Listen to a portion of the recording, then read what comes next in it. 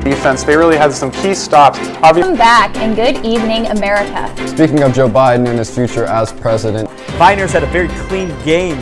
The next meeting will be Monday, February 8th. Leaving millions without electricity in record-breaking cold.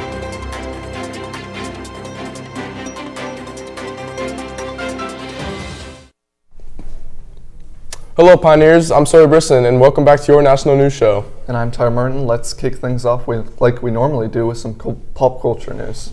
To kick off this segment, let's address the sad news from this past Saturday. Our Ohio State Buckeyes lost to longtime rival Michigan. The ending score was 27-42. Chief Executive Officer of Twitter, Jack Dorsey, is stepping down from his role, and Chief Technology Officer Parang Arwal will now lead the company, the social networking site announced on Monday. Lady Gaga's new movie, House of Gucci, was just released on Thanksgiving night. However, it has seemed to have nothing but bad reviews. The actual Gucci family is beyond upset that not a single actor or director consulted the Gucci family before the film was released. Speaking of new films coming out, Disney Plus released never-before-seen footage of the Beatles during the writing and recording of their last album, Let It Be. The show is entitled Get Back and has 3 different 2.5-hour parts.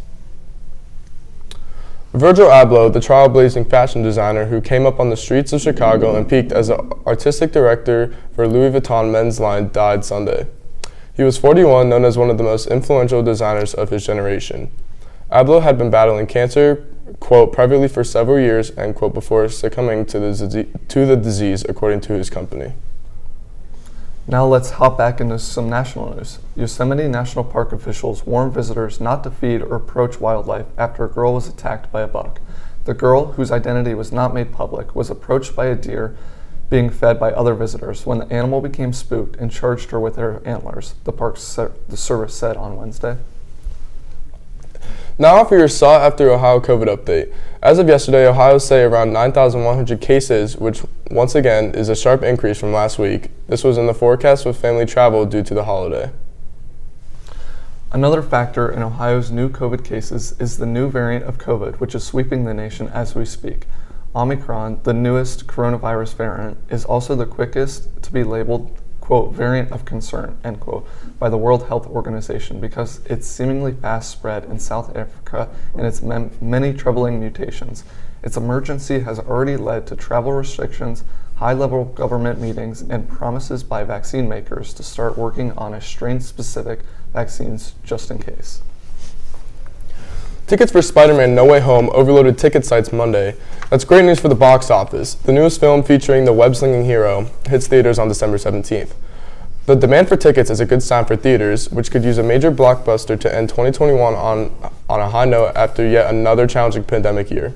More importantly, after months of films slowly returning to theaters, a big hit could build momentum looking into 2022. A judge blocked the federal government on Monday from mandating COVID-19 vaccines for healthcare workers in Missouri and 9 other states. U.S. District Judge Matthew Skelp in the Eastern District of Missouri wrote in his ruling that relegations handed down by the Centers of Medicare and Medicaid earlier this month were issued improperly. The agency did not get approval from Congress to mandate the vaccines for healthcare workers. The rules were also issued without a standard period for public comment, which Skelp said the agency's justification was not suitable. A security guard died after he was shot while protecting a San Francisco Bay Area TV news crew covering a smash-and-grab theft, part of a rash of organized retail crime in the region.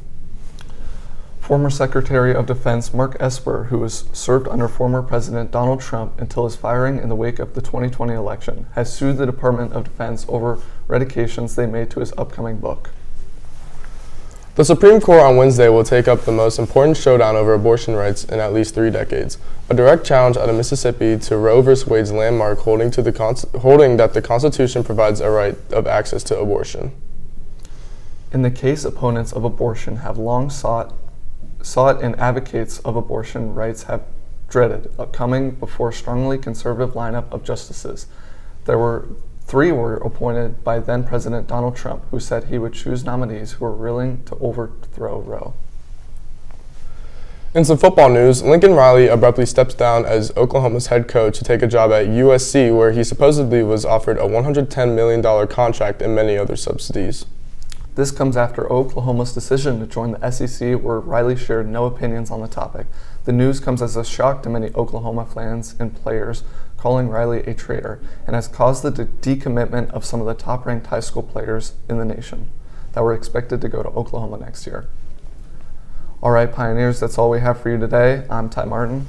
And I'm Sawyer Brisson. Thanks for tuning in, and we'll see you next week.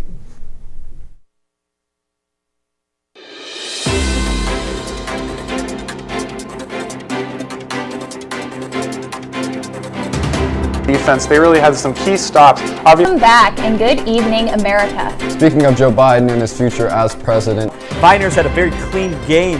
The next meeting will be Monday, February 8th. Leaving millions without electricity in record-breaking cold.